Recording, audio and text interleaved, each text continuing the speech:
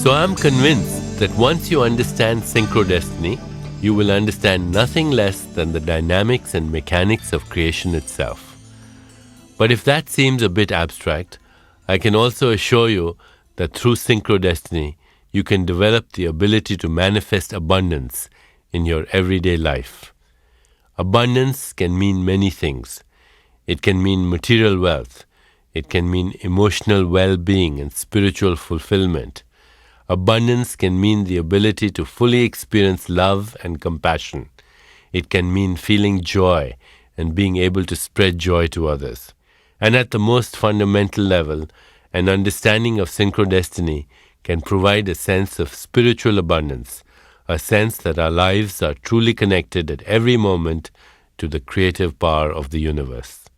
This power is the intelligence that orchestrates the whole dance of creation on every scale, from the furthest reaches of the cosmos to the events of our own daily lives.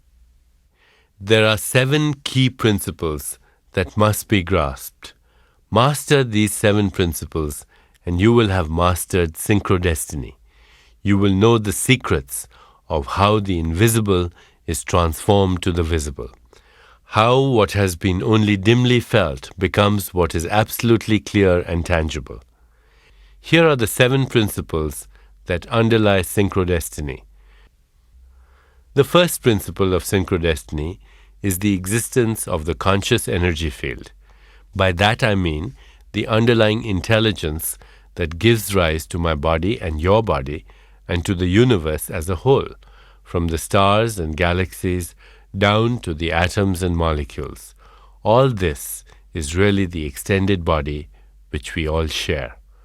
The conscious energy field is really the antithesis of the idea that the universe is a machine or a clock or some other mechanism that operates essentially without consciousness or awareness or intention.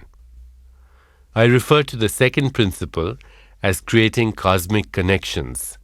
Understanding how human relationships operate is one of the most important keys to synchrodestiny. In the West, we tend to think that the principles of the natural world exist separately from human thoughts and feelings. We may acknowledge that networking and meeting lots of new people is important to our careers, but this is really just using human relationships as a tactic. In mastering synchrodestiny, the ability to create positive human relationships is much more than a tactic. It's fundamental in the same way that gravity is fundamental or having air to breathe is fundamental. Creating cosmic connections means creating the human environment in which synchrodestiny can take place. The third principle, which I call mastering inner dialogue, concerns the way your mind literally creates reality, because it's the heart and mind that control the external reality. This is an area in which I think we have a great deal to learn from traditional societies, because we really underestimate the extent to which we literally create the world around us. When we find ourselves looking at the world and saying, "There's nothing out there," we should probably also look into our hearts and ask, if there's nothing out there, is there anything in here? What's in here is what I mean by inner dialogue, and mastering inner dialogue is the third principle of synchrodestiny. The fourth principle is the art of penetrating the conspiracy of improbabilities. This is a very exciting area of the program, and it can really be a lot of fun. Penetrating the conspiracy of improbabilities means learning to recognize meaningful coincidences. It means learning to see them as opportunities rather than just little breaks in your daily routine.